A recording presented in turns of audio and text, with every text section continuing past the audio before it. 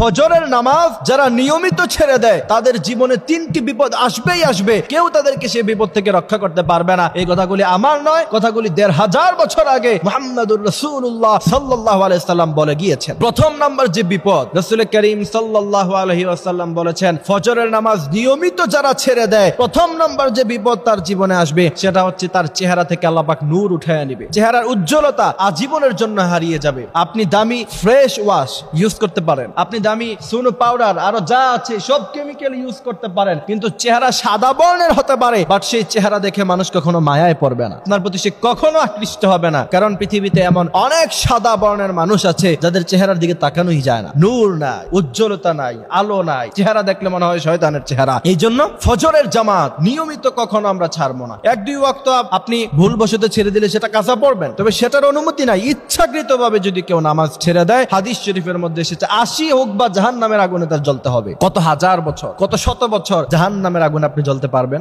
1 second, 2 second, 10 second, 1 minute আগুনের মধ্যখানে হাত দিলে বুঝতে পারবেন কলিজা ছিঁড়ে যাবে আপনার। জাহান্নামে আপনি শত বছর নিজেকে সামলিয়ে নিবেন, ভাবেন কি করে। সুতরাং ফজরের জামাত ছাড়া যাবে না, ফজরের নামাজ অবশ্যই আমাদেরকে পড়তে হবে। দ্বিতীয় নাম্বার যে বিপদ আসবে, ফজরের নামাজ যদি নিয়মিত কেউ ছেড়ে দেয় তার যৌবন নষ্ট হয়ে যাবে, তার যেই পুরুষত্ব, তার যেই শরীর ফিটনেস ঠিক থাকার কথা সেটা নষ্ট হয়ে যাবে। তৃতীয় নাম্বার বিপদ হচ্ছে অভাব এবং অনটন তার পিছনে আজীবন লেগে থাকবে। এখন অনেকে প্রশ্ন করতে পারেন যে হুজুর, আমরা সব সময় ফজরের জামাত পড়ি, ফজরের নামাজ আমরা নিয়মিত আদায় করি, কিন্তু আমাদের কাছে তো কোটি কোটি টাকা নাই। আপনি যদি মনে করেন কোটি কোটি টাকা থাকলেই আপনার জীবনে অভাব অনটন থাকলো না, তাহলে আপনি ভুলের মধ্যে আছেন। পৃথিবীতে এমন অসংখ্য ধনী মানুষের রাতের বেলা ঘুম নাই, টাকা ঋণ, হাজার হাজার কোটি টাকা ঋণ পড়ে আছে, সেই ঋণ কিভাবে দিবে? কিন্তু আপনার কাছে মনে হতে পারে সে ফেরারি গাড়ি ইউজ করে, BMW, পোরশে, তারপর দামি দামি গাড়ি ইউজ করে, তাহলে সে গরিব হয় কি করে, সে অভাবের মধ্যে থাকে কি করে? আপনার প্রয়োজন 1 লক্ষ টাকা, তার প্রয়োজন 1000 কোটি টাকা।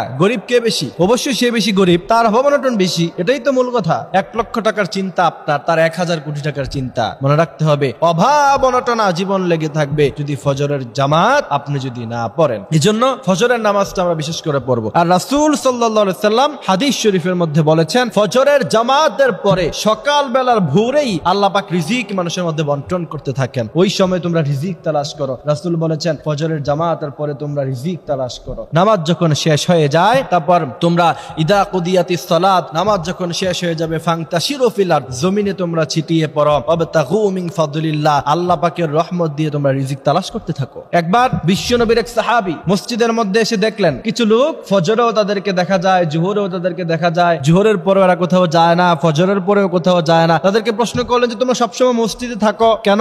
রিজিক আসে কোথা থেকে? বলে যে রিজিক কিছু মানুষ পাঠায়, খাবার পাঠায়। তো ওই সাহাবী ধমক দিয়ে মসজিদ থেকে তাদেরকে বের করে বলেছেন ইদা কুদিয়াতিস সালাত, নামাজ যখন শেষ হয়ে যাবে নিজের রিজিক নিজেই উপার্জন করো। এই জন্য প্রিয় ভাইয়েরা আমার, আল্লাহ পাক যেন ফজরের জামাত ফজরের নামাজ আমাদেরকে আদায় করার তৌফিক দান করে, আমিন।